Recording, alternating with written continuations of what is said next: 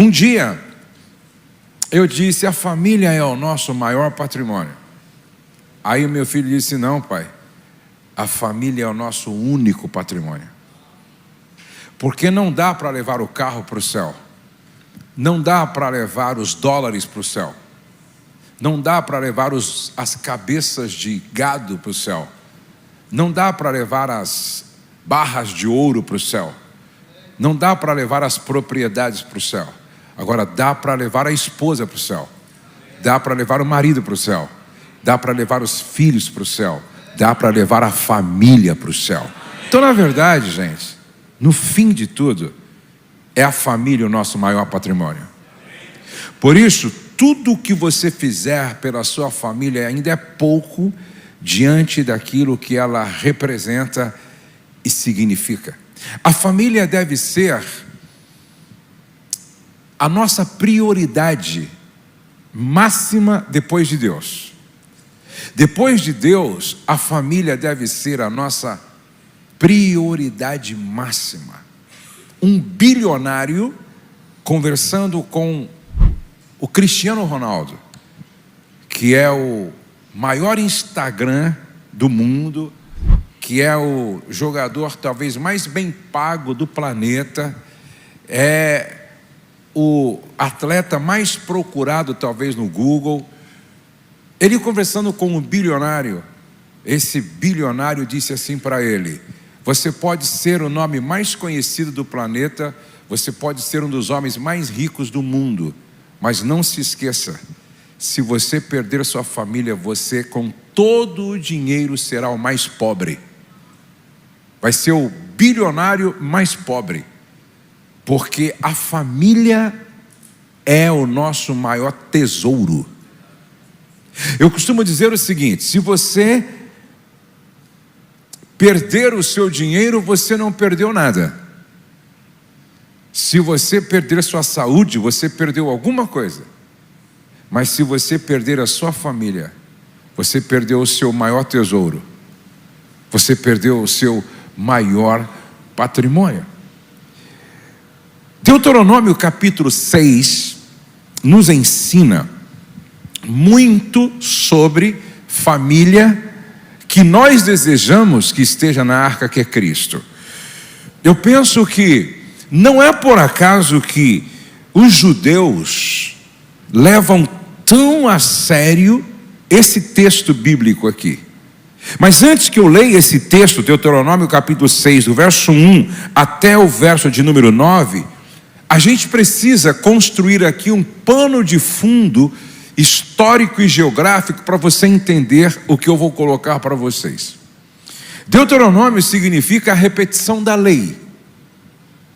E se você ler a partir do capítulo 1, você percebe que Moisés está recapitulando, Moisés está repetindo, Moisés está falando outra vez. Moisés está com 120 anos de idade. 120 anos de idade. Faz 40 anos que ele tirou o povo do Egito. E agora eles estão nas campinas de Moabe, muito próximo de entrar na terra prometida. Só que os pais daqueles que ali estavam já haviam morrido. Josué e Caleb estavam lá, mas a geração passada morreu. Os que ali estão são os pais dos filhos que vão entrar na terra prometida. Guarde isso. Moisés está perto de morrer. Ele não vai entrar na terra prometida, mas ele tem um compromisso da parte de Deus. Eu preciso deixar uma constituição. Eu preciso deixar um manual. Eu preciso deixar um conjunto de ensinamentos, valores e princípios que vão orientar esses pais, esses filhos que entrarão na terra prometida. Então, com isso em mente, Nós vamos ler. É o maior sermão da Bíblia, é o maior sermão de Moisés. Aí ele diz no capítulo 6, verso 1: esta é a lei, isto é, os decretos e as ordenanças que o Senhor, o seu Deus, ordenou que eu ensinasse a vocês, para que vocês os cumpram na terra para a qual estão indo, para dela tomar posse. Desse modo, vocês, seus filhos e seus netos. Repete comigo: responsabilidade geracional. Veja que Deus está preocupado não com aqueles pais apenas. Deus está preocupado com aqueles pais, os filhos e os netos. Deus não está preocupado apenas com vocês que aqui estão. Deus está preocupado com os filhos de vocês. Deus está preocupado com os netos de vocês.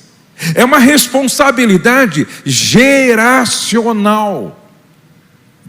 Não foi apenas Noé e sua esposa que entraram na arca.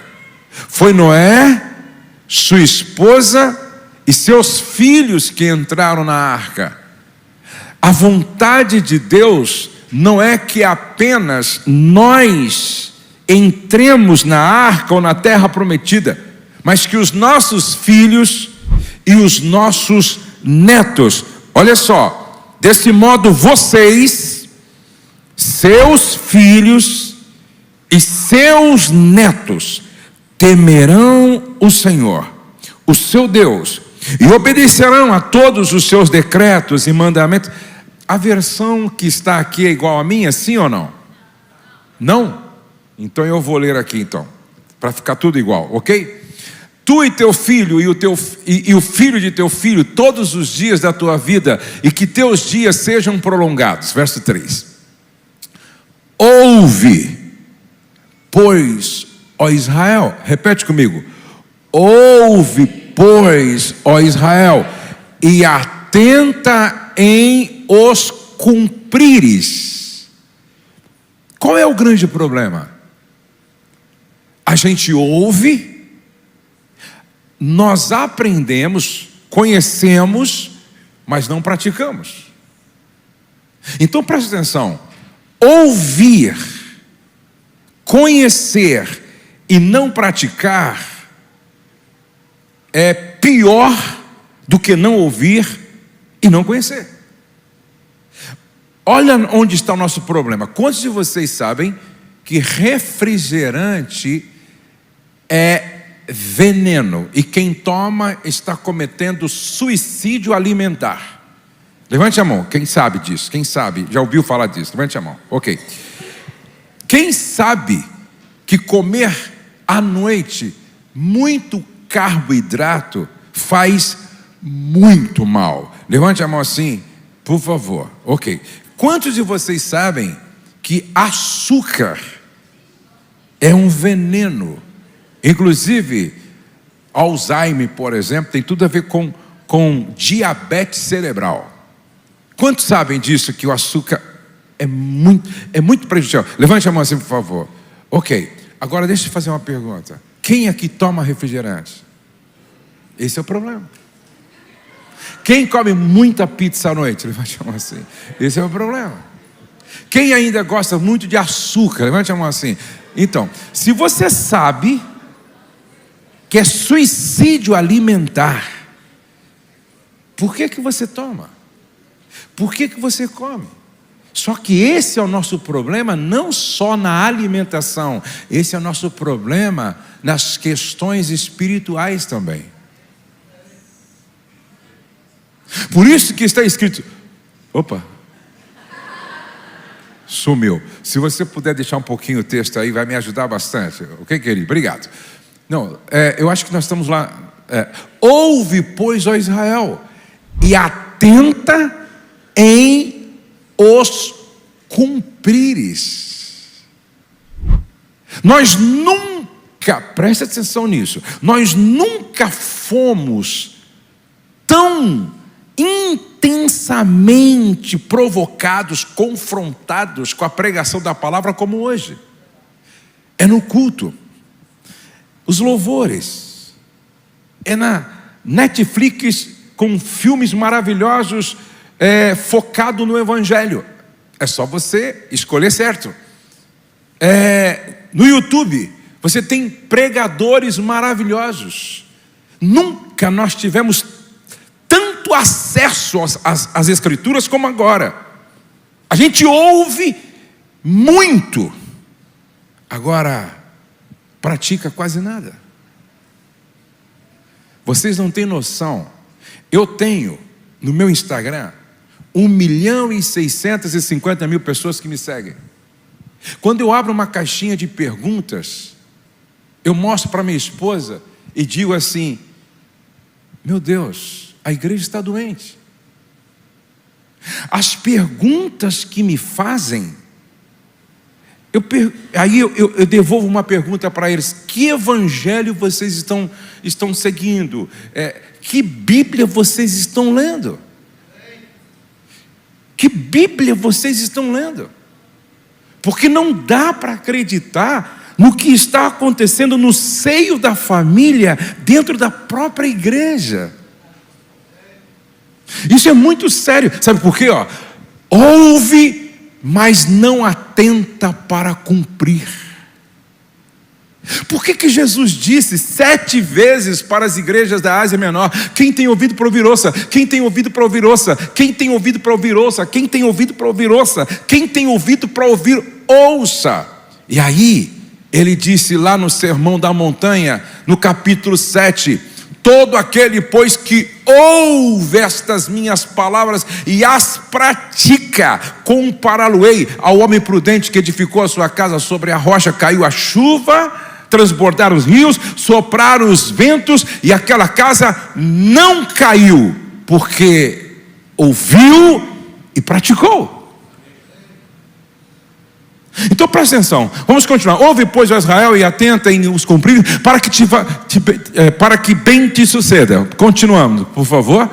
E muito te multipliques na terra que mana leite e mel, como te disse o Senhor teu Deus, o Senhor Deus de teus pais. Continue, por favor. Ouve, Israel, o Senhor nosso Deus é o único Senhor. Deixa um pouquinho aí. Moisés está com 120 anos. 40 anos, faz 40 anos que o povo saiu do Egito.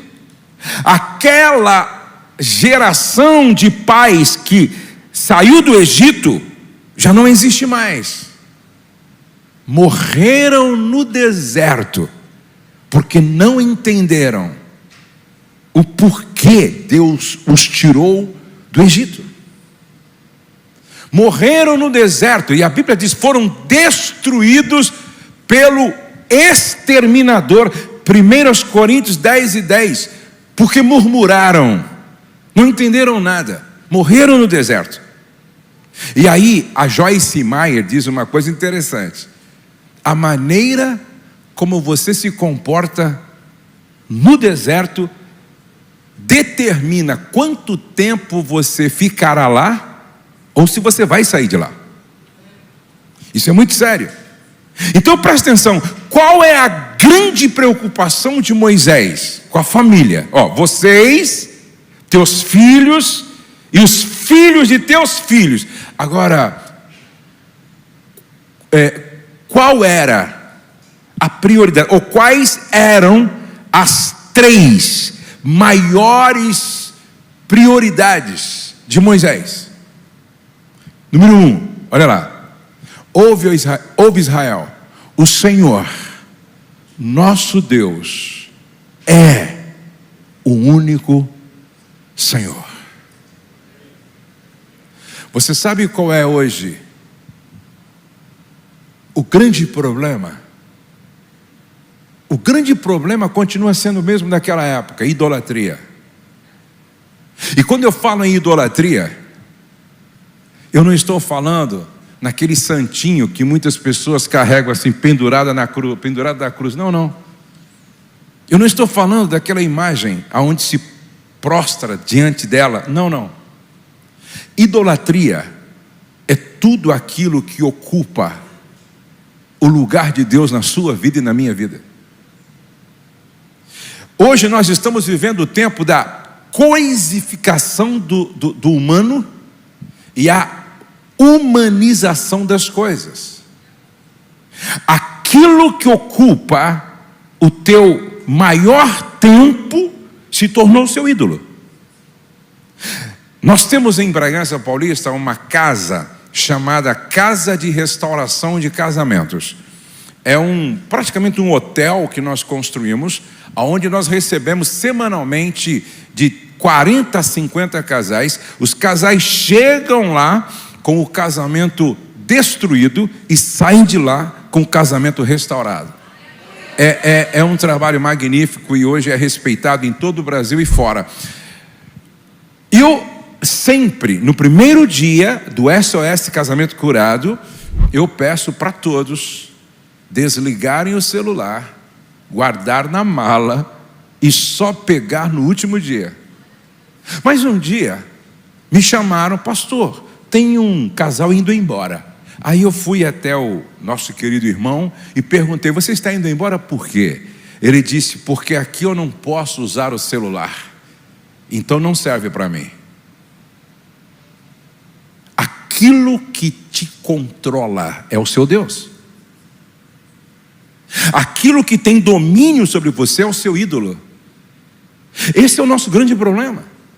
Hoje, olha só, ouve Israel, o Senhor, o nosso Deus, é o único Senhor. Hoje, o dinheiro se tornou o Deus de muitas pessoas. Principalmente os brasileiros que vêm para cá e que não tinham a oportunidade que tem aqui lá no Brasil, e não tinha esse poder financeiro que se tem aqui, e de repente o dinheiro se torna o centro, e aí eles perdem o casamento, aí eles perdem a família, aí eles perdem a saúde, aí eles perdem Deus como único Senhor, porque Mamon se tornou seu Deus. Então hoje tem pessoas que o Deus se tornou um aparelho. Quase que eu disse para aquele irmão: sua família vale menos do que o seu celular? Seu casamento vale menos do que o seu celular? Seus filhos valem menos do que o celular? Você vale menos do que o celular? A sua salvação vale menos do que o seu celular? Se você não consegue ficar 4 dias sem o seu celular, significa que o celular se tornou seu Senhor. Aquilo que te domina e te controla se tornou seu ídolo. E Moisés está dizendo: pais, coloque isso na mente e no coração dos seus filhos. Só existe um único Deus, é o Senhor dos exércitos, o Criador do universo.